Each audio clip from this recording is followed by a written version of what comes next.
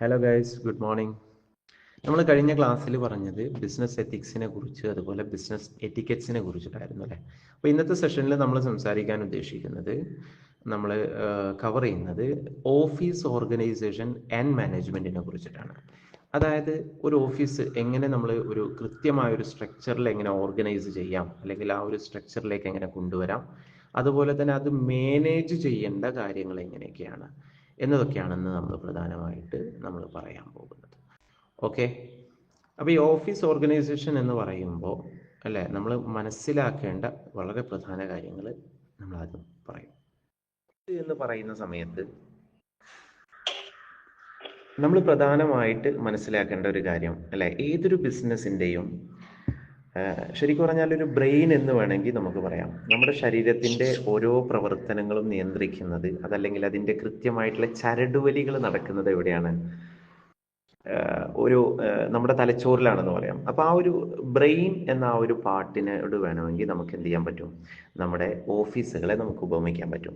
ഇപ്പം നമ്മൾ ചില ഓഫീസുകളിലേക്ക് നമ്മൾ കയറി കഴിഞ്ഞാൽ അവിടെ നമുക്ക് ചിലപ്പോൾ ഒരു ബാഡ് വൈബ് ഫീൽ ചെയ്യുന്നതിൻ്റെ പ്രധാന അല്ലേ, ചില ഓഫീസുകളിലേക്ക് കയറി ചെന്ന് കഴിഞ്ഞാൽ ഒരു ഭാഗത്ത് നിന്ന് നമ്മുടെ എന്താ പറയുക ബോസ് അല്ലേ, എല്ലായിടത്തും ഒരു ബോസ് ഉണ്ടാവുമല്ലോ സ്വാഭാവികമായിട്ടും, അല്ലെങ്കിൽ ഒരു മാനേജർ, ഇങ്ങനെ ആരെങ്കിലും ഒക്കെ അല്ലേ, അവിടുന്ന് ഷൗട്ട് ചെയ്യുന്നുണ്ടാവും. പിന്നെ അതേപോലെ തന്നെ ഒരു ഒരു ഭയങ്കര എന്താ പറയുക റഷായിട്ട് കുറേ ആളുകൾ ഇങ്ങനെ അങ്ങോട്ടും ഇങ്ങോട്ടും വെറുതെ എന്തിനാണെന്നറിയാതെ ഓടി നടക്കുന്ന കുറച്ച് ആളുകളുണ്ടാവും.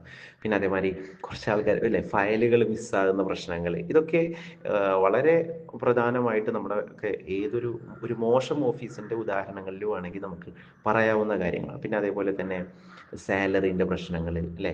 ശരിക്കും പറഞ്ഞാൽ ഒരു ഫേമിലെ സാലറി, അതിൻ്റെ സ്റ്റാഫുകൾക്ക് കൃത്യമായിട്ട് സാലറി കൊടുക്കാൻ കഴിയുന്നില്ലെങ്കിൽ അതൊക്കെ യഥാർത്ഥത്തിൽ ഈ ഒരു ഓഫീസ് ഓർഗനൈസേഷനിൽ വരുന്ന പിഴവുകളാണെന്ന് വേണമെങ്കിൽ നമുക്ക് പറയാൻ കഴിയും. ഇപ്പോൾ എനിക്ക് തന്നെ ഇവിടെ ഞാനുമായിട്ട് ബന്ധപ്പെട്ടിട്ട് ഇവിടെ ഉള്ള കുറച്ച് സ്ഥാപനങ്ങൾ എനിക്ക് പരിചയമുണ്ട്. അവിടെ സാലറി കൊടുക്കുന്നത് ഇപ്പോൾ ഒരു 15-ാം തീയതി, അതായത് 5-ാം തീയതി സാലറി പറഞ്ഞത് 15-ാം തീയതി ആവും. എന്നിട്ട് ഈ 15-ാം തീയതി, ഈ മാസം 15-ാം തീയതി, അടുത്ത മാസവും 15-ാം തീയതി, അടുത്ത മാസവും 15-ാം തീയതി, ഈ ഒരു സാഹചര്യം ഇങ്ങനെ തുടർന്നുകൊണ്ടിരിക്കുകയാണ്. അതായത് ഒരു ഡിലേ ഇങ്ങനെ അത് എല്ലാ മാസവും വരുന്ന ഒരു സാഹചര്യം. അപ്പോൾ ഇതിൻ്റെയൊക്കെ പ്രധാനപ്പെട്ട കാര്യം എന്ന് പറഞ്ഞാൽ ഒരു ഓർഗനൈസേഷന് എന്താ പറയുക, ആ ഒരു ഓർഗനൈസിങ് അതല്ലെങ്കിൽ അത് കറക്റ്റ് ആവാത്തത് കൊണ്ടാണ് എന്നാണ് ഇവിടുത്തെ സാഹചര്യങ്ങൾ വെച്ചിട്ട് എനിക്ക് മനസ്സിലായിട്ടുള്ളത് കേട്ടോ. അത് എല്ലായിടത്തും അങ്ങനെ തന്നെ ആയിരിക്കും. ഒന്ന് ആലോചിച്ച് നോക്കിയേ, ശരിക്കും പറഞ്ഞാൽ എന്താ പറയുക, നമ്മുടെ സ്റ്റാഫുകളോട് കൃത്യമായിട്ടുള്ള ഒരു മര്യാദ കാണിക്കാതെ പല മാനേജ്മെൻറ്റിൻ്റെ ഭാഗത്തുനിന്നും അങ്ങനെയൊക്കെ ഉണ്ടാവാറുണ്ട് അല്ലേ. ആ ഒരു സമയമാകുമ്പോഴായിരിക്കും, ഒരു 10 കഴിയുമ്പോഴായിരിക്കും അവർ സാലറിക്ക് വേണ്ടി ശ്രമിക്കുന്നത്. അങ്ങനെ സ്വാഭാവികമായിട്ടും ഒരു 15 ആവും എല്ലാ മാസവും ആ ഒരു സാലറി ഇങ്ങനെ കിട്ടുന്ന ഒരു സാഹചര്യം വരാൻ. ഓക്കെ, അപ്പോൾ അത്തരത്തിലുള്ള ഒരു പ്രശ്നങ്ങൾ, സാലറിൻ്റെ പ്രശ്നമാണെങ്കിലും അതല്ലെങ്കിൽ എന്താ പറയുക, ഇപ്പോൾ നമ്മൾ ചില ഓഫീസുകളിൽ ചെന്നാൽ ഒരുപാട് സ്റ്റാഫുകൾ ഉണ്ടാവും. നമ്മളിപ്പോൾ ഏതെങ്കിലും ഒരു പ്രത്യേകമായിട്ടുള്ള ഒരു പേപ്പറുമായിട്ട് ഒരു സ്റ്റാഫിൻ്റെ അടുത്ത് ചെന്നാൽ ഇത് ഇൻ്റെ ഡിപ്പാർട്ട്മെൻ്റ് അല്ല, ഇത് അങ്ങോട്ടേക്ക് വിടുന്ന് പറയും. എന്നിട്ട് അവിടെ ചെന്ന് കഴിഞ്ഞാൽ അവരും ഒന്ന് കുറച്ച് നേരം നോക്കിയിട്ട് ഇത് ഈ ഡിപ്പാർട്ട്മെൻറ്റിലല്ല, നിങ്ങൾ അവിടെ പോയാൽ മതി എന്ന് പറഞ്ഞിട്ട് അങ്ങോട്ടേക്ക് പറഞ്ഞയക്കും. എന്നിട്ട് അവിടെയും കുറച്ച് നേരം നിർത്തിയിട്ട് അവിടെ നിന്ന് ഒന്ന് കാര്യങ്ങളൊക്കെ ചെക്ക് ചെയ്തിട്ട് നേരെ അപ്പുറത്തേക്ക് പറഞ്ഞയക്കും. ഓരോരുത്തർക്കും അവരവരുടെ റോളിനെ കുറിച്ച് അല്ലെങ്കിൽ നമ്മൾ ചെയ്യുന്ന അവരുടെ റെസ്പോൺസിബിലിറ്റികളെ കുറിച്ച് വ്യക്തമായൊരു ധാരണയില്ലാത്ത ചില ഓഫീസുകൾ നമുക്ക് കാണാൻ കഴിയും അല്ലേ. അതും എന്താണ് എന്താ പറയുക, ചിലർക്ക് ഒരു പിടുത്തം ഉണ്ടാവില്ല ഞാൻ എന്താ ചെയ്യേണ്ടത്. ഒരാൾ അവിടുന്ന് അങ്ങോട്ടേക്ക് വിളിക്കും, അങ്ങോട്ടേക്ക് പോകും, ഇവിടുന്ന് ഇങ്ങോട്ടേക്ക് വിളിക്കും. അപ്പോൾ ഇതൊക്കെ എന്ന് പറഞ്ഞാൽ ഒരു വ്യക്തമായ ഒരു പിക്ചർ ഇല്ലാത്ത, അതല്ലെങ്കിൽ ഒരു കൃത്യമായ ഒരു ഓർഗനൈസ്ഡ് സ്ട്രക്ചർ ഇല്ലാത്ത ഓഫീസുകളായിട്ട് നമുക്ക് വേണമെങ്കിൽ ഇതിനൊക്കെ പറയാൻ കഴിയും അല്ലേ. ശരിക്കും എന്താണ് ഒരു ഓഫീസ് ഓർഗനൈസേഷൻ എന്ന് പറഞ്ഞാൽ? എന്താണ് ഒരു ഓഫീസ് ഓർഗനൈസേഷൻ? അല്ലെങ്കിൽ ഒരു ഓർഗനൈസ്ഡ് ആയിട്ടുള്ള വളരെ സ്ട്രക്ചേർഡ് ആയിട്ടുള്ള ഒരു ഓഫീസ് എങ്ങനെയായിരിക്കും ഉണ്ടാവുക? ഒന്ന് ആലോചിച്ചോക്കെ. ശരിക്കും ഓഫീസ് ഓർഗനൈസേഷൻ്റെ ഡെഫിനിഷൻ നമുക്ക് എങ്ങനെ പറയാം? സ്ട്രക്ചറിങ് പീപ്പിൾ, അല്ലെങ്കിൽ എന്താ പറയുക, സ്ട്രക്ചറിങ് പീപ്പിൾ, റോൾ, ടാസ്ക്സ്, പിന്നെ അതുപോലെ തന്നെ റെസ്പോൺസിബിലിറ്റി അല്ലേ, അതുപോലെ ദെയർ അതോറിറ്റി എന്നൊക്കെ, അതൊക്കെ നമുക്ക് വേണമെങ്കിൽ ഉൾപ്പെടുത്താൻ കഴിയും. അതായത് ഒരു ഓഫീസിനെ ഓർഗനൈസ് ചെയ്യുക എന്ന് പറയുമ്പോൾ നമ്മുടെ ഡോക്യുമെന്റേഷൻ ആ കാര്യങ്ങൾ മാത്രമല്ല കേട്ടോ. അതായത് ഇപ്പോൾ ഒരു ഓഫീസിന്റെ ഭാഗമാണ് ഡോക്യുമെന്റ്. ഇപ്പോൾ ഏതൊരു ഓഫീസിലും അതിന്റെ ഡോക്യുമെന്റ്സും കാര്യങ്ങളൊക്കെ ഉണ്ടാവും. ആ ഡോക്യുമെന്റ്സ് ഓർഗനൈസ് ചെയ്ത് വെക്കുന്നത് മാത്രമല്ല, മറിച്ച് കൃത്യമായിട്ട് അവിടെയുള്ള ഓരോ സ്റ്റാഫുകളെയും, അതല്ലെങ്കിൽ ഓരോ ആളുകളെയും, അതല്ലെങ്കിൽ എന്താ പറയുക, കൃത്യമായിട്ട് ഓരോ ആളുകൾക്ക് എന്തൊക്കെ ഡ്യൂട്ടികളാണ്, അവർക്ക് എന്തൊക്കെ ടാസ്കുകളാണ് ഡെയിലി കംപ്ലീറ്റ് ചെയ്യേണ്ടത്, അതല്ലെങ്കിൽ അവർ മാസം ഓരോ ആഴ്ചകൾ വീക്കെൻഡിൽ അവർ എന്തൊക്കെ റിപ്പോർട്ട് സബ്മിറ്റ് ചെയ്യണം, അതല്ലെങ്കിൽ എങ്ങനെയാണ് അവരുടെ പ്രവർത്തനങ്ങളെ അവർ റിപ്പോർട്ട് സബ്മിറ്റ് ചെയ്യേണ്ടത്, അതല്ലെങ്കിൽ അവർക്കുള്ള അതോറിറ്റികൾ എന്തൊക്കെയാണ്, അവർക്ക് എന്തൊക്കെ കാര്യത്തിലാണ് അവർക്ക് അധികാരമുള്ളത്, ഈ കാര്യങ്ങളൊക്കെ വ്യക്തമായിട്ട് സ്ട്രക്ചർ ചെയ്യുക എന്നുള്ളതാണ് നമ്മൾ ഇവിടെ ഉദ്ദേശിക്കുന്ന ഓഫീസ് അഡ്മിനിസ്ട്രേഷൻ എന്ന് പറയുന്നത്. ആ ഒരു എന്താ പറയുക, ഓഫീസ് സ്ട്രക്ചർ ബിൽഡ് ചെയ്യുക എന്നുള്ളതാണ്. അതാണ് ഓഫീസ് അഡ്മിനിസ്ട്രേഷനെ കൊണ്ട് നമ്മൾ ഉദ്ദേശിക്കുന്നത്. ഇപ്പോൾ സിമ്പിളായിട്ട് ഇപ്പോൾ നമ്മളൊരു ഹോസ്പിറ്റലിൻ്റെ എക്സാമ്പിളൊക്കെ നമ്മൾ പറയുകയാണെന്നുണ്ടെങ്കിൽ അല്ലേ, അവിടെ ഒരു ഡോക്ടർ ഉണ്ടാകും, പിന്നെ അതുപോലെ തന്നെ ഒരു നഴ്സ് ഉണ്ടാകും, അതുപോലെ റിസപ്ഷനിൽ ആളുണ്ടാവും, അതേപോലെ തന്നെ ലാബ് ടെക്നീഷ്യൻ ഉണ്ടാവും, ബില്ലിങ്ങിന് ഒരാളുണ്ടാവും അല്ലേ. ഇവിടെയൊക്കെ അവർക്ക് അവരുടേതായ റോളുകൾ എന്താണെന്ന് വ്യക്തമായിട്ട് നേരത്തെ അവർക്ക് മാനേജ് ചെയ്തിട്ടുണ്ടാവണം. എന്നാൽ അല്ലെങ്കിൽ ഒരു കൺഫ്യൂഷൻ വരും അല്ലേ. പിന്നെ എന്താ പറയുക, അപ്പോൾ ഈ നേഴ്സ് ബില്ലിങ്ങിൻ്റെ അവിടെ വന്നിരിക്കേണ്ട, അല്ലെങ്കിൽ അങ്ങനത്തെ ഒരു സാഹചര്യം, അതൊക്കെ വളരെ മോശമായിട്ടുള്ള ഒരു ഓഫീസിനെ തരം താഴ്ത്തുന്നു മാത്രമല്ല, ആ ബിസിനസ്സിനെ തന്നെ അല്ലെങ്കിൽ ആ സ്ട്രക്ചറിനെ തന്നെ പരിപൂർണമായിട്ട് കൊളാപ്സ് ആക്കാനുള്ള ഒരു സാഹചര്യത്തിലേക്ക് കൊണ്ടുപോകും അല്ലേ. അപ്പോൾ അതൊരിക്കലും ഉണ്ടാവാൻ പാടില്ല. ഡോക്ടറുടെ ഡ്യൂട്ടി ചെയ്യണം, നേഴ്സ് അല്ലേ, നേഴ്സ് വന്ന് ബില്ലടിക്കാനിരിക്കുക, ബില്ലിങ്ങിനുള്ള ആൾ പോയിട്ട് ഇൻജക്ട് ചെയ്യാതിരിക്കുക, അതൊന്നും ഒരിക്കലും ഉണ്ടാവില്ല. അപ്പോൾ അതൊക്കെയാണ് അതിന് ഒരു കൃത്യമായിട്ടുള്ള ഒരു സ്ട്രക്ചർ ഉണ്ടാവുക എന്നുള്ളതാണ് ഈ ഒരു ഓഫീസ് ഓർഗനൈസേഷൻ്റെ ഏറ്റവും ബേസിക് ആയിട്ടുള്ള ഒരു കാര്യം എന്ന് പറയുന്നത്. ഓക്കെ, അപ്പോൾ ഇനി നമുക്ക് പ്രധാനമായിട്ടും നമുക്ക് പറയാനുള്ള ഒരു കാര്യം എന്ന് പറഞ്ഞാൽ, ഈ ഓഫീസ് ഓർഗനൈസേഷൻ ഒരു ഓർഗനൈസ്ഡ് സ്ട്രക്ചറിലേക്ക് ഒരു ഓഫീസിനെ കൊണ്ടുപോകുന്ന സമയത്ത് നമ്മൾ പ്രധാനമായിട്ടും നമ്മൾ മനസ്സിലാക്കേണ്ടത് അവിടെയുള്ള അവരുടെ ഇടയിലുള്ള കമ്മ്യൂണിക്കേഷന്. അതായത് ഇപ്പോൾ ഈ ഒരു ഓഫീസ് സ്റ്റാഫിൻ്റെ ഇടയിലാണെങ്കിൽ പോലും,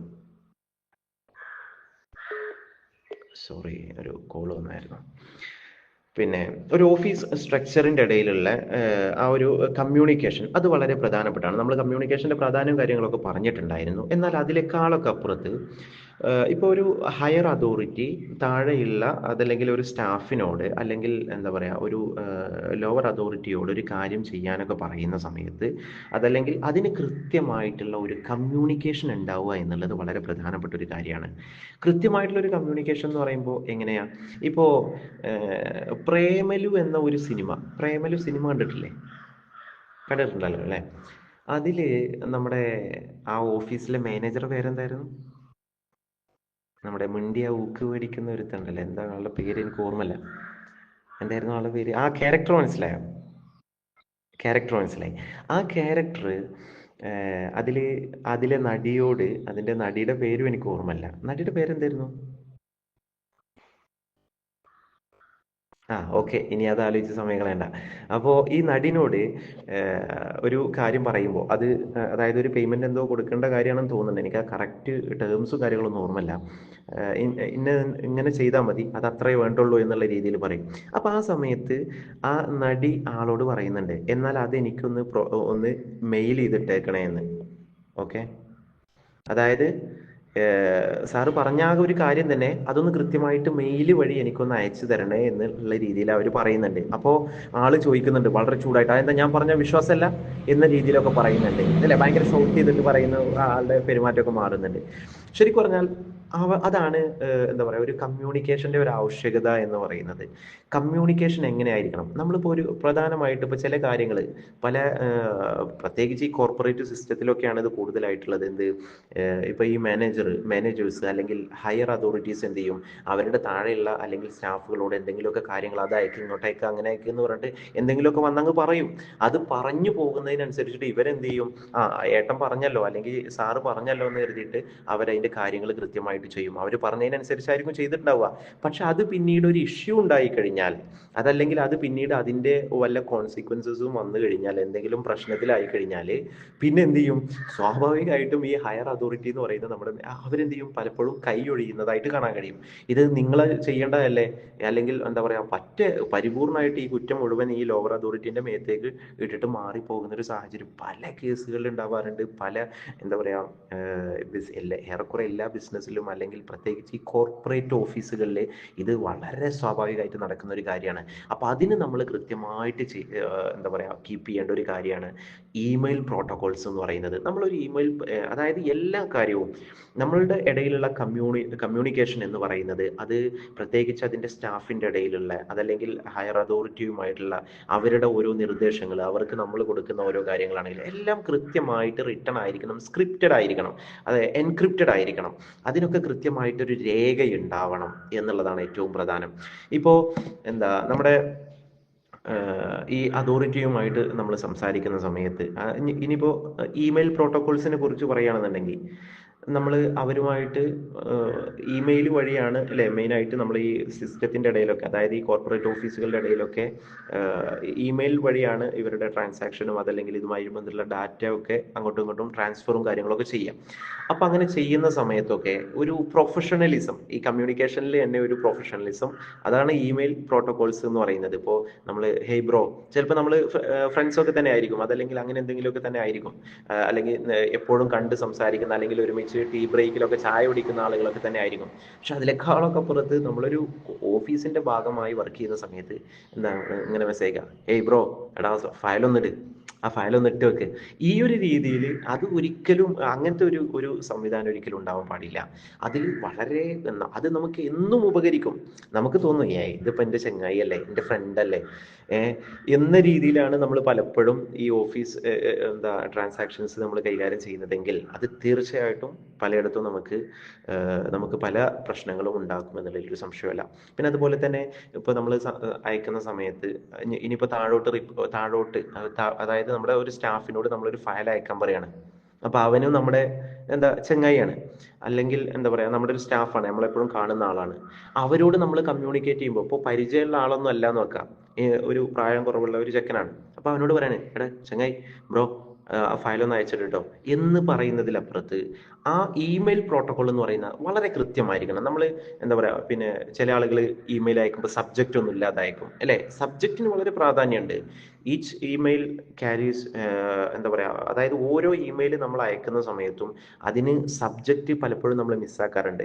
പക്ഷേ ഒരു പക്കാ പ്രൊഫഷണലിസം എന്ന് പറഞ്ഞാൽ, ഒരു ബിസിനസ്സുമായിട്ട് ബന്ധപ്പെട്ടുള്ള ഒരു ഇമെയിൽ നമുക്ക് കിട്ടുന്ന സമയത്ത് ആ ഇമെയിലിൻ്റെ സബ്ജക്റ്റ് എന്താണെന്നുള്ളത് ഏതൊരു പ്രൊഫഷണൽ ഫീൽഡിലുള്ള ആളുകളും, അല്ലെങ്കിൽ എന്താ പറയുക, ശരിക്കും കോർപ്പറേറ്റുകളിൽ പ്രൊഫഷണലി കൈകാര്യം ചെയ്യുന്ന ആളുകളൊക്കെ ആ സബ്ജക്റ്റിന് വളരെ പ്രാധാന്യത്തോടു കൂടെ തന്നെയാണ് കാണുന്നത്. ആ സബ്ജക്റ്റ് ഉള്ളത് ഒരു പ്രൊഫഷണലിസത്തിൻ്റെ ഭാഗമാണ്. അപ്പോൾ അതൊക്കെ കൃത്യമായിട്ട് കംപ്ലീറ്റ് ചെയ്തുകൊണ്ടായിരിക്കണം നമ്മൾ ആ ഇമെയിൽസും കാര്യങ്ങളൊക്കെ ചെയ്യേണ്ടത്. പിന്നെ അതുപോലെ നമ്മൾ നേരത്തെ പറഞ്ഞ പോലെ ഒരു കൃത്യമായിട്ടൊരു സാധനം അയക്കാൻ പറയുമ്പോൾ ഒരു ഡെഡ് ലൈൻ ഒന്നുമില്ല, എടാ ആ സാധനം അയച്ചിട്ടോ എന്ന് പറയുന്നതിലപ്പുറത്ത് കൃത്യമായിട്ട് ഈ ഫയൽ, ഇന്ന ഫയൽ, അതിനൊരു ഡെഡ് ലൈൻ, എടാ ഇതിന് എന്താ പറയുക, സെൻഡ് ഇറ്റ് ബിഫോർ 4 PM,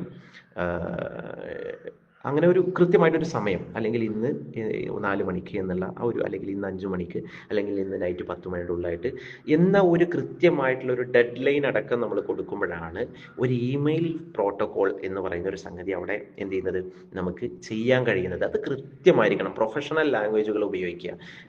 പിന്നെ അതുപോലെ തന്നെ ഇപ്പോൾ നമ്മൾ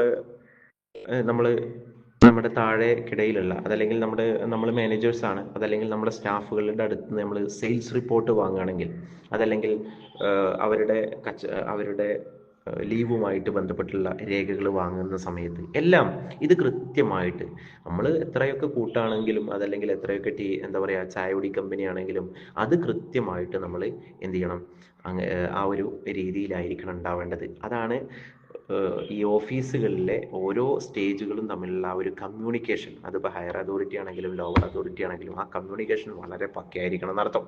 ഓക്കെ. പിന്നെ അതുപോലെ തന്നെ നമ്മൾ പൊതുവേ നമ്മുടെ ട്രഡീഷണലി ഉള്ള ആ ഒരു സ്ട്രക്ചർ എന്ന് പറയുന്നത്, അതായത് നമ്മുടെയൊക്കെ ബിസിനസ്സിലുള്ള ഒരു ട്രഡീഷണൽ സ്ട്രക്ചർ എന്ന് പറയുന്നത് സ്വാഭാവികമായിട്ടും അല്ലേ, ഒരു ആ എംപ്ലോയി എന്ത് ചെയ്യും, അവരുടെ കാര്യങ്ങളൊക്കെ നേരെ അവരുടെ സൂപ്പർവൈസർ ഉണ്ടാവും, അവർക്ക് ഒക്കെ റിപ്പോർട്ട് ചെയ്യാൻ ഒരു സൂപ്പർവൈസർ ഉണ്ടാവും, അതല്ലെങ്കിൽ അവർക്ക് കോൺടാക്ട് ചെയ്യാൻ ഇപ്പോൾ ഈ പറഞ്ഞ മാതിരി ഞാൻ നേരത്തെ പറഞ്ഞ മാതിരി ആ മെയിലും കാര്യങ്ങളും അങ്ങനെ എന്തെങ്കിലുമൊക്കെ റിപ്പോർട്ട് ചെയ്യുക അല്ലെങ്കിൽ അയക്കുകയൊക്കെ ചെയ്യുകയാണെങ്കിൽ മെയിനായിട്ട് എംപ്ലോയീസ് ഡയറക്റ്റ് ഒരിക്കലും മാനേജറെയോ അല്ലെങ്കിൽ കമ്പനിയുടെ ഓണറെയോ ഒന്നും എന്ത് ചെയ്യൂല, കോൺടാക്ട് ചെയ്യൂല അല്ലേ. എല്ലാ കാര്യങ്ങളും എംപ്ലോയി അറിയിക്കുന്നത് സൂപ്പർവൈസർ ആയിരിക്കും. സൂപ്പർവൈസർ അത് സ്വാഭാവികമായിട്ടും മാനേജർ അറിയിക്കും. മാനേജർ അവിടുന്ന് എന്ത് ചെയ്യും, അവിടുന്ന് നേരെ എന്താ പറയുക, കമ്പനിയുടെ ഡയറക്ടറെ അല്ലെ അല്ലെങ്കിൽ കമ്പനിയുടെ ഓണറെ അറിയിക്കുന്ന ഒരു സാഹചര്യം ആയിരിക്കും ഉണ്ടാവുക. അപ്പൊ ഇതിനൊക്കെ കമ്മ്യൂണിക്കേഷൻസ് വേണം. ഈ കമ്മ്യൂണിക്കേഷൻസ് പക്ക അല്ലെങ്കിൽ, കൃത്യമായിട്ടില്ലെങ്കിൽ, നമ്മൾ വാക്കാലയും അങ്ങനെയൊക്കെ സംസാരിക്കുന്ന അല്ലെങ്കിൽ അങ്ങനെയൊക്കെയുള്ള ഒരു ഇത് അങ്ങനെ ഇപ്പോൾ സംസാരത്തിലൂടെയൊക്കെ അറിയിക്കുന്ന ഒരു രീതിയാണെന്നുണ്ടെങ്കിൽ അതൊക്കെ വലിയ കൺഫ്യൂഷൻസ് ഉണ്ടാവും. നമ്മൾ ഈ ചെറിയ കമ്പനിയുടെ കുറിച്ചിട്ടല്ല പറയുന്നത്. ഭാവിയിൽ ഇപ്പം നിങ്ങൾ ഏതൊരു ബിസിനസ്സിലേക്ക് വരികയാണെന്നുണ്ടെങ്കിലും, ഇപ്പോൾ എന്താ പറയുക, ചിലപ്പോൾ ഒരു 2-3 ആളുകളൊക്കെ ആണെന്നുണ്ടെങ്കിൽ അല്ലേ, സ്വാഭാവികമായിട്ടും കൂടുതലൊന്നും ഉണ്ടാവില്ല. നിങ്ങൾക്ക് ഒരു ചെറിയൊരു വാട്സപ്പ് ഗ്രൂപ്പൊക്കെ ഉണ്ടാക്കിയിട്ട് അങ്ങോട്ടും ഇങ്ങോട്ടും ചർച്ച ചെയ്യാം. പക്ഷേ സ്വാഭാവികമായിട്ടും നിങ്ങളുടെ ആ ഒരു ഫേം വലുതായി ഒരുപാട് തൊഴിലാളികളും ഒരുപാട് ആളുകളും ഒരുപാട് അല്ലേ, ഉറപ്പായിട്ടും. ഇപ്പോൾ ഞാൻ ഒരു ഉദാഹരണം പറയാം. ഇപ്പോൾ സ്നേഹ മാമും കാവ്യശ്രീ മാമും നിങ്ങൾ രണ്ടുപേരും ഒരു ബിസിനസ് സ്റ്റാർട്ട് ചെയ്തു. നിങ്ങൾ രണ്ടുപേരും ഒരു ബിസിനസ് സ്റ്റാർട്ട് ചെയ്തിട്ട് നിങ്ങൾ സ്റ്റാർട്ടിങ്ങിൽ 2 പേരേ ഉണ്ടായിരുന്നുള്ളൂ. പക്ഷെ പിന്നീട് ആ കമ്പനിയുടെ ഡെപ്ത് അത് വലുതായിക്കൊണ്ടേയിരുന്നു. ഒരുപാട് ആളുകളായി, ഒരുപാട് സ്റ്റാഫുകളായി, ഒരു 10-2000 പേര് വന്നു. ഈ 2000 പേര് വന്ന തീർച്ചയായിട്ടും അവിടെ നിങ്ങൾ മാത്രം പോരാ. നിങ്ങൾക്ക് എന്ത് ചെയ്യണം അല്ലേ, ഈ 2000 പേരെ സെറ്റ് ചെയ്യാൻ വേണ്ടിയിട്ട് അവർക്ക് ഏകദേശം എത്ര അല്ലേ, ഏകദേശം ഒരു 40ഓളം സൂപ്പർവൈസേഴ്സ് വേണ്ടി വരും. അതല്ലെങ്കിൽ 80ഓളം സൂപ്പർവൈസേഴ്സ് വേണ്ടി വരും. അതല്ല, അവരെ നിയന്ത്രിക്കാൻ ഈ സൂപ്പർവൈസേഴ്സിനെ കോർഡിനേറ്റ് ചെയ്യാൻ മാനേജേഴ്സ് വേണ്ടി വരും. അവരെ കോർഡിനേറ്റ് ചെയ്യാൻ അല്ലേ, എന്താ പറയുക, അവരുടെ ഹയർ അതോറിറ്റീസ് വേണ്ടി വരും. പിന്നീടായിരിക്കും സിഇഒ ആയിട്ട് നിങ്ങൾ രണ്ടുപേരിലേക്കും ഈ ഓരോ വിഷയങ്ങളും എത്തുക. അപ്പോൾ ഇവരുടെ ഇടയിലൊക്കെ ഉള്ള ഈ കമ്മ്യൂണിക്കേഷൻ എന്ന് പറയുന്നത് കൃത്യമായിട്ട് എൻക്രിപ്റ്റഡ് ആയിരിക്കണം, വളരെ സുതാര്യമായിരിക്കണം. ഒരു കൺഫ്യൂഷൻസും, അതായത് ഞാൻ അങ്ങനെ പറഞ്ഞിട്ടില്ല, ഞാൻ ഇങ്ങനെയാണ് പറഞ്ഞത് എന്ന് പറയുന്ന ഒരു സാഹചര്യം ഒന്നും ഒരിക്കലും ഒരു ഓഫീസ് ഓർഗനൈസേഷനിൽ അല്ലെങ്കിൽ ഓഫീസ് സ്ട്രക്ചറിൽ ഒരിക്കലും എന്തുണ്ടാവാൻ പാടില്ല, ഒരിക്കലും അങ്ങനെയൊന്നും ഉണ്ടാവാൻ പാടില്ല. ഓക്കെ. അപ്പോൾ പിന്നെ അതുപോലെ തന്നെ വളരെ പ്രധാനപ്പെട്ട ഒരു കാര്യമാണ് റിപ്പോർട്ടിംഗ് സിസ്റ്റംസ് ഉണ്ടാവുക എന്നുള്ളത്. റിപ്പോർട്ടിംഗ് സിസ്റ്റം എന്ന് പറഞ്ഞാൽ എന്താ, ഇപ്പോൾ നമുക്കറിയാം ഒരു പ്രശ്നം ഉണ്ടായി, താഴേക്കിടയിലുള്ള ഒരു എന്താ പറയുക, ഒരു എംപ്ലോയിക്ക് ഒരു ചെറിയൊരു പ്രശ്നമുണ്ട്. ചെറിയ പ്രശ്നങ്ങളൊക്കെ സൂപ്പർവൈസേഴ്സ് ഡീൽ ചെയ്യും. അതല്ലെങ്കിൽ കുറച്ചുകൂടെ വലിയ പ്രശ്നമാണെങ്കിലേ അത് ആരുടെ എത്തുള്ളൂ, മാനേജറിൽ അടുത്തേക്ക് എത്തുള്ളൂ അല്ലേ. പിന്നെ ഈ പറഞ്ഞ പോലെ ഇപ്പോൾ ഈ എംപ്ലോയിക്കുള്ള ഒരു പ്രശ്നം, ആ പ്രശ്നം കൃത്യമായിട്ട് റിപ്പോർട്ട് ചെയ്യേണ്ടത് എവിടെയാണ്, സൂപ്പർവൈസറെയാണ്. അല്ലാതെ എംപ്ലോയിക്ക് എന്താ പറയുക, ഈ കമ്പനിയായിട്ട് ബന്ധപ്പെട്ടിട്ട് എവിടെയൊക്കെയോ കണ്ട പരിചയം ആരുമായിട്ടുണ്ട്, ഈ മാനേജറുമായിട്ടുണ്ട് എങ്കിൽ ഈ എംപ്ലോയി നേരെ പോയിട്ട് മാനേജറെയാണോ കാണേണ്ടത്? അല്ല. റിപ്പോർട്ട് ചെയ്യേണ്ടത്, ഡയറക്റ്റ് റിപ്പോർട്ട് ചെയ്യേണ്ടത് സൂപ്പർവൈസർ ആയിരിക്കണം. ആ സൂപ്പർവൈസർ അത് ആ ഒരു ഒഫീഷ്യൽ, ആ ഒരു ഓഫീസ് പ്രോട്ടോക്കോളിനനുസരിച്ച് തന്നെ ആയിരിക്കണം റിപ്പോർട്ടിംഗ് സിസ്റ്റവും മുന്നോട്ട് പോകേണ്ടത്. എന്തൊരു പ്രശ്നങ്ങൾ റിപ്പോർട്ട് ചെയ്യുന്ന സമയത്തും അത് കറക്റ്റ് ആ ഒരു രീതിയിൽ തന്നെ അല്ലേ. അല്ലെങ്കിൽ ഇപ്പം എന്താ, തൊഴിലാളികളൊക്കെ സിഇഒനെ ഡയറക്റ്റ് ആയിട്ട് പ്രശ്നങ്ങൾ വിളിച്ചു പറയാം. പ്രശ്നങ്ങളൊക്കെ എല്ലാ കമ്പനികളിലും ഉണ്ടാവും. അത് ഡയറക്റ്റ് നമ്മൾ വിളിച്ചു പറയുന്നത് എന്നൊക്കെ പറഞ്ഞാൽ അത് എന്താ പറയുക, അത് ആ ഒരു റിപ്പോർട്ടിംഗ് ഫ്ലോ അത് റോങ് ആണ് എന്നാണ് അർത്ഥം. അങ്ങനെ ഒരിക്കലും ഉണ്ടാവാൻ പാടില്ല. ഓക്കെ. പിന്നെ അതുപോലെ തന്നെ അതിന്റെ ഏറ്റവും വലിയ പ്രധാനപ്പെട്ട കാര്യം എന്ന് പറഞ്ഞാൽ ഒന്ന് ആലോചിച്ച് നോക്ക്. ഇപ്പൊ കാവ്യശ്രീ മാമിന്റെ കമ്പനിയിൽ ഒരു 10-200 ആളുകളുണ്ട്. ഈ 200 ആളുകൾ മാമിന് എന്തൊക്കെയോ പ്രശ്നങ്ങളുണ്ട്, മാമിനെ എങ്ങനെ വിളിക്കുകയാണ്. സിഇഒ എന്ന് പറഞ്ഞ ആ ഒരു പദവി ഒരു വാല്യൂ ഇല്ല എന്ന് മാത്രമല്ല, അതോടുക്കാൻ നിങ്ങൾ തീരും. എന്താ പറയുക, നിങ്ങൾക്ക് ഒന്നും ചെയ്യാൻ കഴിയില്ല, ബിസിനസ്സും ചെയ്യാൻ കഴിയില്ല, ഇവരെ പ്രശ്നങ്ങളും പരിഹരിക്കാൻ കഴിയില്ല. അപ്പോൾ ഇതിനൊക്കെ കൃത്യമായിട്ടുള്ള ഒരു റിപ്പോർട്ടിംഗ് സിസ്റ്റം അതെല്ലാ ബിസിനസ്സിലും ഉണ്ടായിരിക്കണം. പ്രത്യേകിച്ച് ഏതൊരു ബിസിനസ്സിൻ്റെയും ബ്രെയിൻ വർക്ക് നടക്കുന്ന ഓഫീസുകളിൽ പ്രത്യേകിച്ച്. ഇപ്പോൾ നമ്മളൊരു സ്കൂളിൻ്റെ ഒരു എക്സാമ്പിൾ എടുക്കാം. ഒരു സ്കൂളിൻ്റെ എക്സാമ്പിൾ എടുക്കുന്ന സമയത്ത് ഒരു കുട്ടിക്ക് ഒരു പ്രശ്നം വന്നു. ആ കുട്ടി എന്ത് ചെയ്യും, സ്വാഭാവികമായിട്ടും ടീച്ചറെയാണ് അറിയിക്കുക അല്ലേ. ടീച്ചർ അറിയിക്കും. ടീച്ചർ എന്ത് ചെയ്യും, അത് നേരെ HODനെ അറിയിക്കും. HOD അതെന്ത് ചെയ്യും, നേരെ പ്രിൻസിപ്പൾ അറിയിക്കും. അതല്ലെങ്കിൽ മാനേജർ അറിയിക്കും. മാനേജ്മെന്റുമായിട്ട് ബന്ധപ്പെട്ട വിഷയങ്ങളാണെങ്കിൽ മാനേജർ അറിയിക്കും. അതല്ലെങ്കിൽ എന്താ പറയുക അല്ലെ, മാനേജർ അല്ല, ആദ്യം പ്രിൻസിപ്പൾ അറിയിക്കും, എന്നിട്ട് പ്രിൻസിപ്പൾ മാനേജർ അല്ലെ. ആ ഒരു രീതിയിൽ അത് കൃത്യമായിട്ട് ആ ഒരു രീതിയിലേ മുന്നോട്ട് പോവുള്ളൂ. അതല്ലാതെ കുട്ടികൾ വന്നിട്ട് ഡയറക്റ്റ് പ്രിൻസിപ്പളോട് പറയുന്നത് എന്താ പറയുക, അങ്ങനത്തെ കേസുകൾ ഉണ്ടാവാറില്ല. ഒരു നല്ലൊരു ഓഫീസ് സ്ട്രക്ചർ അല്ല എന്നർത്ഥം. ഓക്കെ. പിന്നെ അതുപോലെ തന്നെ ഈ ഒരു ഓഫീസ് സ്ട്രക്ചറിന്റെ അല്ലെങ്കിൽ ഓഫീസ് ഓർഗനൈസ് ചെയ്യുന്നതിന്റെ ഏറ്റവും മർമ്മപ്രധാനമായ ഒരു ഭാഗമാണ് മിനിറ്റ്സുകൾ തയ്യാറാക്കുക എന്നുള്ളത്. മീറ്റിംഗ് മിനിറ്റ്സ് അല്ലെ. നമുക്കറിയാം, നമ്മളൊരു മീറ്റിംഗ് വിളിക്കുന്ന സമയത്ത് അല്ലെങ്കിൽ ഒരു മീറ്റിംഗ് നമ്മൾ ഓർഗനൈസ് ചെയ്യുന്ന സമയത്ത് ഇപ്പോൾ ഞാൻ ഒരു കാര്യം ചോദിക്കട്ടെ, നിങ്ങൾ എത്ര നിങ്ങളൊക്കെ ഇപ്പോൾ സ്നേഹ മാം ഒരു ഫേമിലാണ് വർക്ക് ചെയ്യുന്നത് അല്ലേ? മാം തിരക്കിലാണോ? അവിടെയൊക്കെ മീറ്റിങ്ങുകൾ സംഘടിപ്പിക്കപ്പെടാറുണ്ടായിരിക്കും. മീറ്റിങ്ങുകൾ നടക്കും. മീറ്റിങ്ങുകൾ നടക്കുന്ന സമയത്ത് അല്ലേ, സ്നേഹ മാം അവിടെ കേൾക്കുന്നുണ്ടോ? തിരക്കിലാണോ? ഓക്കെ,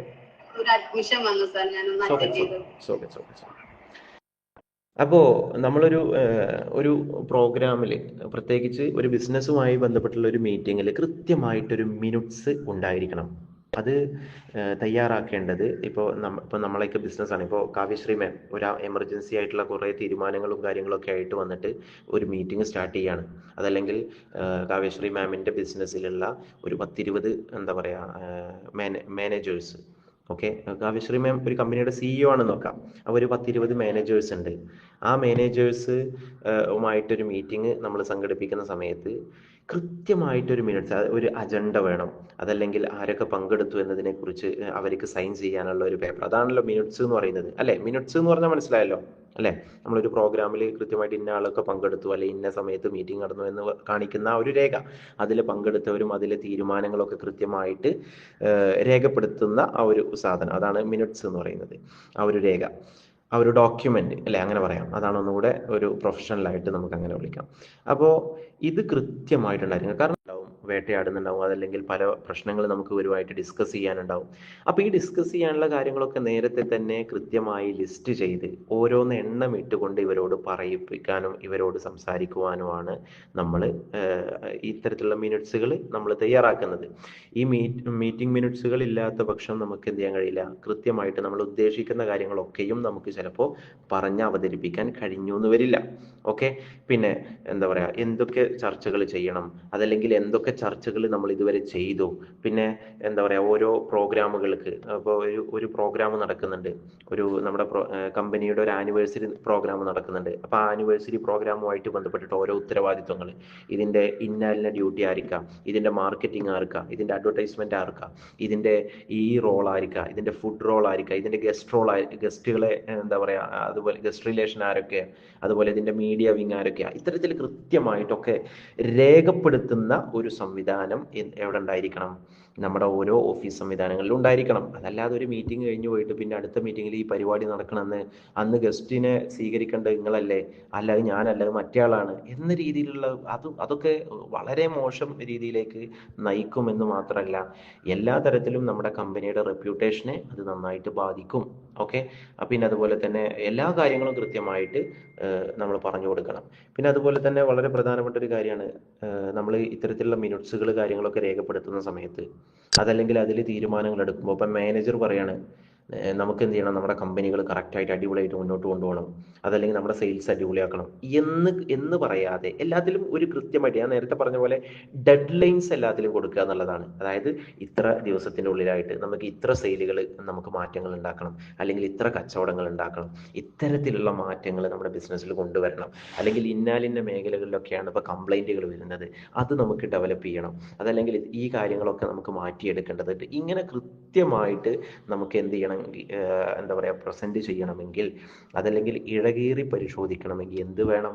ഇത്തരത്തിലുള്ള മിനിറ്റ്സുകൾ എന്തൊക്കെ സംസാരിക്കണം എന്നതിനെക്കുറിച്ച് തയ്യാറാക്കണം, പ്രിപ്പയർ ചെയ്യണം. അത് എന്തൊക്കെ നമ്മൾ ഡിസ്കസ് ചെയ്തു, എന്തൊക്കെ ആണ് നമ്മുടെ അജണ്ടകൾ, ആ അജണ്ടകൾക്കനുസരിച്ച് മുന്നോട്ട് പോയോ, ആരെയൊക്കെ എന്തൊക്കെ റോളുകൾ ഏൽപ്പിച്ചു, ആരൊക്കെ എവിടെയൊക്കെ റിപ്പോർട്ട് ചെയ്തു, എന്തൊക്കെ പ്രശ്നങ്ങളുണ്ട്, ഇതൊക്കെ കൃത്യമായിട്ട് ഓരോ മീറ്റിങ്ങിന് ശേഷം രേഖപ്പെടുത്തുന്ന ഒരു സംവിധാനം ഉണ്ടായിരിക്കണം എന്നർത്ഥം. ഓക്കെ, അപ്പോൾ ഇതാണ് ഏറ്റവും പ്രധാനമായിട്ട് നമ്മൾ മനസ്സിലാക്കേണ്ട കാര്യങ്ങൾ. ഒരു ഓർഗനൈസേഷണൽ സ്ട്രക്ചർ എന്ന് പറയുന്നത്, അല്ലെങ്കിൽ ഒരു ഓഫീസ് സ്ട്രക്ചർ എന്ന് പറയുന്നത്, അതാണ് കൃത്യമായിട്ട് തീരുമാനിക്കുന്നത് ആർക്കൊക്കെ എന്തൊക്കെയാണ് അതോറിറ്റികൾ ഉള്ളത്, എന്തൊക്കെയാണ് ഓരോരുത്തർക്കുള്ള പവറുകൾ എന്തൊക്കെയാണെന്നൊക്കെ കൃത്യമായിട്ട് നമുക്ക് മനസ്സിലാക്കാൻ കഴിയുന്നത് എന്നർത്ഥം. പിന്നെ അതുപോലെ തന്നെ ഇനി ഓഫീസ് ഫങ്ഷൻസ്, ഒരു ഓഫീസിൽ നടക്കുന്ന കൃത്യമായിട്ടുള്ള ഫങ്ഷൻസ്, അത് ഒരു പ്രധാനമായിട്ട് നമ്മൾ പറയാറുള്ള ഒരു 5 ഫങ്ഷൻസ് നമ്മൾ പറയാറുണ്ട്. അത് മാത്രം നമുക്കിന്ന് സംസാരിച്ചുകൊണ്ട് എന്ത് ചെയ്യാം, നമുക്ക് പെട്ടെന്ന് തന്നെ ക്ലാസ് അവസാനിപ്പിക്കാം. ഏതൊരു ഓഫീസിലും പ്രധാനമായിട്ട് നടക്കുന്ന ഒരു കാര്യം എന്ന് പറഞ്ഞാൽ, ഒന്നാമത്തെ കാര്യം എന്ന് പറഞ്ഞാൽ ഇൻട്രൊഡ്യൂസിങ് ആണ്. ശരിക്കും ഒരു ഓഫീസിൻ്റെ ഒരു ഇൻ കൺട്രോൾ ആരായിരിക്കും? അതല്ലെങ്കിൽ ഇൻചാർജ് അവിടെ ഒരു മാനേജർ ആയിരിക്കും അല്ലേ? ആ ഒരു മാനേജർ, ആ മാനേജറുടെ ഡ്യൂട്ടി എന്ന് പറയുന്നത് പ്രധാനമായിട്ടും ഒരു ഫസ്റ്റ് വൺ ഈസ് പ്ലാനിങ് ആണ് ഒരു കൃത്യമായിട്ട്. അതായത് ഇപ്പോൾ ഈ മാനേജർക്ക് ഒരു കൃത്യമായിട്ടുള്ള ഒരു ടാർഗറ്റ് ആര് കൊടുത്തിട്ടുണ്ടാവും? നമ്മുടെ ഹയർ അതോറിറ്റീസ് കൊടുത്തിട്ടുണ്ടാവും. അപ്പോൾ ആ ഒരു ടാർഗറ്റിനനുസരിച്ചിട്ട് എങ്ങനെ റീച്ച് ചെയ്യാം, അല്ലെങ്കിൽ ആ ടാർഗറ്റ് എങ്ങനെ മീറ്റ് ചെയ്യാം എന്നതിനെക്കുറിച്ച് വ്യക്തമായിട്ടുള്ളൊരു പ്ലാനിങ് ആരുടെ ഭാഗത്തു നിന്നുണ്ടാവണം അല്ലേ? ഒരു ഓഫീസ് ഡ്യൂട്ടി എന്നുള്ള നിലയ്ക്ക് അല്ല, എന്താ പറയുക, കൃത്യമായിട്ടുള്ളൊരു പ്ലാനിങ് ഉണ്ടാവണം. ആ പ്ലാനിങ്ങിനനുസരിച്ചിട്ട് വേണം കാര്യങ്ങൾ എന്ത് ചെയ്യാൻ, ഓർഗനൈസ് ചെയ്യാൻ. അപ്പോൾ രണ്ടാമത്തെ ഒരു കാര്യം എന്ന് പറഞ്ഞാൽ ആ പ്ലാനിങ്ങിനനുസരിച്ചിട്ട് ഓർഗനൈസ് ചെയ്യാം. അതായത് ഓരോ റോൾസ്, അതായത് എന്താ പറയുക, ഇപ്പോൾ മാർക്കറ്റിംഗ് ഒന്നുകൂടെ ഉഷാറാക്കണം. അപ്പോൾ അതിനൊരാളെ ഏൽപ്പിച്ച്, അതല്ലെങ്കിൽ ആൾക്ക് പുതിയ പുതിയ കുറച്ച് നിർദ്ദേശങ്ങൾ കൊടുത്ത്, ഇപ്പോൾ കഴിഞ്ഞ കഴിഞ്ഞ മാസത്തേതിനെ അപേക്ഷിച്ചിട്ട് അല്ല കഴിഞ്ഞ മുമ്പത്തെ മാസത്തേതിനെ അപേക്ഷിച്ച് കഴിഞ്ഞ മാസം സെയിലൊന്ന് കുറവായിട്ടുണ്ടെങ്കിൽ എവിടേക്കോ മിസ്റ്റേക്ക് വന്നിട്ടുണ്ടെന്ന് അർത്ഥം. അതൊക്കെ ഒന്ന് അനലൈസ് ചെയ്ത് എന്താണ് അതിൽ പ്രശ്നം വന്നത്, അല്ലെങ്കിൽ കൂടുതൽ കസ്റ്റമേഴ്സിലേക്ക് എത്തിയിട്ടില്ല, അത് വ്യക്തമായിട്ടൊന്ന് ലിസ്റ്റ് ചെയ്ത് ആ കാര്യങ്ങൾ ഒക്കെ ഒന്ന് ഓരോരുത്തർക്ക് ഓരോ റോൾസ് നല്ല കാര്യങ്ങളൊക്കെ ചെയ്യണം എന്ന രീതിയിൽ കൃത്യമായിട്ട് പറഞ്ഞേൽപ്പിച്ച് ഇനിയിപ്പോൾ അതല്ല, ഇനി മൂന്നാമത്തെ ഒരു കാര്യം വരുന്നത് സ്റ്റാഫിംഗ് ആണ്. സ്റ്റാഫിംഗ് എന്ന് പറഞ്ഞു കഴിഞ്ഞാൽ first one is planning, second one is organising, third one is staffing എന്ന് പറഞ്ഞു കഴിഞ്ഞാൽ അല്ലേ, നല്ല സ്റ്റാഫുകളായിരിക്കണം. ഇപ്പോൾ ഒരുപക്ഷെ നമ്മളുടെ സ്റ്റാഫുകളുമായിട്ട് നമ്മൾ ഇടപെടുമ്പോഴാണ്, അതല്ലെങ്കിൽ കുറച്ച് അവരുമായിട്ട് ബിസിനസ് മുന്നോട്ട് പോകുമ്പോഴാണ് നമുക്ക് മനസ്സിലാകുക ഇയാൾക്ക് ഇതിനേക്കാൾ കഴിവ് ഇതിലുണ്ട്, വേറൊരു കാര്യത്തിലുണ്ട്. അപ്പോൾ അതൊക്കെ കൃത്യമായിട്ട് മനസ്സിലാക്കിയിട്ട് അവരെ അങ്ങോട്ടും ഇങ്ങോട്ടും ആക്കണമെങ്കിൽ ആക്കുക. ഇനി അതല്ല, കഴിവില്ലാത്തവരാണെന്ന് മനസ്സിലാക്കിയാൽ തീർച്ചയായിട്ടും നമ്മൾ അവരെ മാറ്റി നിർത്തേണ്ടവരെ ഒഴിവാക്കേണ്ടവരെ ഒഴിവാക്കുക. അതല്ലെങ്കിൽ ചില ആളുകളുണ്ടാവും, എന്താ പറയുക, മുന്നോട്ട് പോകില്ല, ഇങ്ങനെ പിടിച്ചു വലിക്കുന്ന ചില ആളുകളുണ്ടാവും. അവരെയൊക്കെ ഒഴിവാക്കി നോ പറയേണ്ടവരോട് നോ പറഞ്ഞ് മുന്നോട്ട് തോളോട് ചേർക്കേണ്ടവരെ തോളോട് ചേർത്ത്, കൂടെ പിടിക്കേണ്ടവരെയൊക്കെ കൂടെ പിടിച്ചിട്ട് മുന്നോട്ട് പോവുക. പിന്നെ ഇനിയിപ്പോൾ പുതിയ ആളുകൾ എടുക്കണമെന്നുണ്ടെങ്കിൽ അങ്ങനെയുള്ള കാര്യങ്ങൾ പ്ലാൻ ചെയ്യുക. ഇതാണ് സ്റ്റാഫിംഗ് എന്ന് പറയുന്ന ആ ഒരു ഏരിയയിൽ വരുന്നത്. പിന്നീട് അടുത്ത ഒരു കാര്യം എന്ന് പറഞ്ഞാൽ ഡയറക്റ്റിംഗ് ആണ്. ഒരു മാനേജർ ഏറ്റവും വലിയ ഒരു ഡ്യൂട്ടി എന്ന് പറയുന്നത്, റെസ്പോൺസിബിലിറ്റി എന്ന് പറയുന്നത് ഡയറക്റ്റിംഗ് ആണ് അല്ലേ? സ്വാഭാവികമായിട്ടും ഏതൊരു മേഖലയിലാണെങ്കിലും ആളുകൾ ജോയിൻ ചെയ്ത് കഴിഞ്ഞാൽ അവർക്കുണ്ടാകുന്ന കൺഫ്യൂഷൻസ്, അതിന് എങ്ങനെയൊക്കെ മറികടക്കാം, അതല്ലെങ്കിൽ ഏതൊക്കെ രീതിയിൽ അത് സക്സസ് ആയിട്ട് മുന്നോട്ട് കൊണ്ടുപോകാം, ഈ രീതിയിൽ കൃത്യമായിട്ട് നമ്മൾ ഡയറക്റ്റ് ചെയ്യേണ്ട ഡ്യൂട്ടി ആർക്കാണ്? ആ ഒരു മാനേജർക്കാണ് അല്ലേ? അപ്പോൾ നമ്മൾ പറഞ്ഞു, നമ്മളൊരിക്കലും ഒരു കസ്റ്റമറെ മാത്രം ഡീൽ ചെയ്യാനല്ല നമ്മളോട് ആലോചിക്കുന്നത് അല്ലെങ്കിൽ പഠിക്കുന്നത്. അതിലൊക്കെ അപ്പുറത്ത് ഒരു ബിസിനസ് നമ്മൾ സ്റ്റാർട്ട് ചെയ്യുമ്പോൾ ഒരു ഓൺ സ്ട്രക്ചർ നമ്മൾ ബിൽഡ് ചെയ്യുന്ന സമയത്ത് അങ്ങനെ തന്നെയാണ് നമ്മൾ മനസ്സിലാക്കേണ്ടത്. ഒരിക്കലും ഗ്രാസ് റൂട്ട് ലെവലിൽ കഷ്ടപ്പെടാതെ ആരും തന്നെ ഒരു ബിസിനസ്മാൻ ആയിട്ടില്ല. അപ്പോൾ നമ്മുടെ ഈ ഒരു ഗ്രൂമിങ് സ്റ്റേജ് ആണെന്ന് വേണമെങ്കിൽ നമുക്ക് പറയാം. ഈ ഒരു സ്റ്റേജ് അത് നമ്മൾ മനോഹരമായിട്ട് ചെയ്യാൻ ശ്രമിക്കുക. ഓക്കെ, അപ്പോൾ ഈ ഒരു ഡയറക്റ്റിങ്ങിൻ്റെ കാര്യങ്ങൾ. പിന്നെ അതുപോലെ തന്നെ അഞ്ചാമത്തെ ഒരു കാര്യം എന്ന് പറഞ്ഞാൽ കൺട്രോളിംഗ് ആണ്. ഇപ്പോൾ നമ്മൾ പറഞ്ഞു, നമ്മളെല്ലാവർക്കും ഓരോ ഡ്യൂട്ടികളൊക്കെ കൊടുത്തു, അതുപോലെ തന്നെ കൃത്യമായിട്ടുള്ള ആളുകളെയൊക്കെ സെലക്ട് ചെയ്തു, അവർക്ക് കൃത്യമായിട്ടുള്ള ഡയറക്ഷൻസും കാര്യങ്ങളൊക്കെ കൊടുത്തു.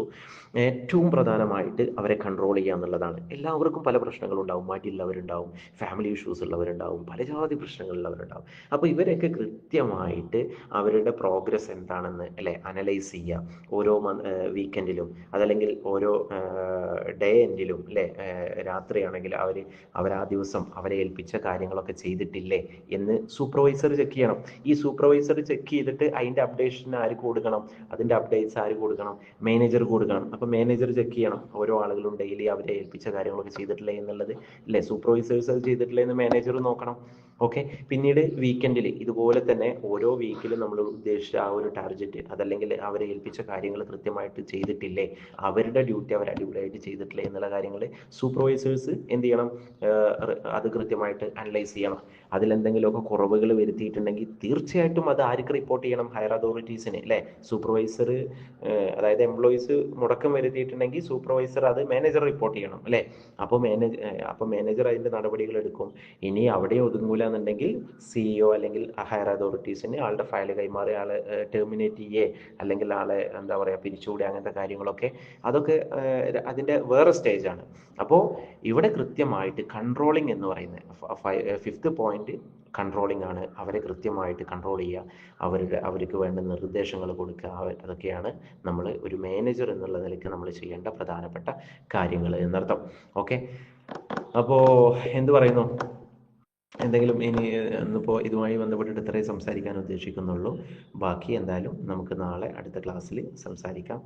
ക്ലിയർ ആണോ കാര്യങ്ങളൊക്കെ? എന്തെങ്കിലും സംശയങ്ങളോ അല്ലെങ്കിൽ അങ്ങനെ എന്തെങ്കിലും കാര്യങ്ങൾ ഇതുമായി ബന്ധപ്പെട്ടിട്ട് ഇപ്പോൾ നിങ്ങളുടെ എക്സ്പീരിയൻസ്, ഇപ്പോൾ സ്നേഹമേടൊക്കെ ഓൾറെഡി ഒരു ഫേമിൽ വർക്ക് ചെയ്യുന്ന ആളുകളാണ്. അതായത് ഇത്തരത്തിലുള്ള ഒരു ബാഡ് മാനേജ്മെൻറ്റിൻ്റെ അതല്ലെങ്കിൽ ഒരു ഗുഡ് മാനേജ്മെൻറ്റിൻ്റെയൊക്കെ ഉദാഹരണങ്ങൾ വേണമെങ്കിൽ മാഡത്തിന് അല്ലെങ്കിൽ മുമ്പ് ഏതെങ്കിലുമൊക്കെ ഫേമിൽ വർക്ക് ചെയ്ത ആളുകൾക്ക് ഒക്കെ പെട്ടെന്ന് അത് മനസ്സിലാവും അല്ലേ? അപ്പോൾ അത് അങ്ങനെ എന്തെങ്കിലുമൊക്കെ ഉണ്ടെങ്കിൽ പങ്കുവെക്കാം നമുക്ക്. ഇപ്പം ഞാൻ പറഞ്ഞല്ലോ, ഇപ്പോൾ ആ പ്രേമലു എന്ന് പറയുന്നത്, ഇപ്പം ഞാൻ ആ ഒരു ഭാഗം ഇങ്ങനെ നോക്കിയപ്പോൾ എൻ്റെ മനസ്സിലേക്ക് വന്നതാണ്. അന്നേ ഞാനത് ഓർത്തു വെച്ചിരുന്നു, എന്ത് ആ പ്രേമലുവിൻ്റെ ആ ഒരു സീന്. അപ്പോൾ അതെൻ്റെ മനസ്സിലേക്ക് ഓർമ്മ വന്നപ്പോൾ ഞാൻ പറഞ്ഞു എന്ന് മാത്രം. നിങ്ങൾക്കും നിങ്ങളുടെ മനസ്സിൽ അങ്ങനെ പല അനുഭവങ്ങളോ അല്ലെങ്കിൽ എന്തെങ്കിലുമൊക്കെ കിടക്കുന്നുണ്ടെങ്കിൽ ഓർമ്മിപ്പിക്കാം അല്ലെങ്കിൽ പറയാം.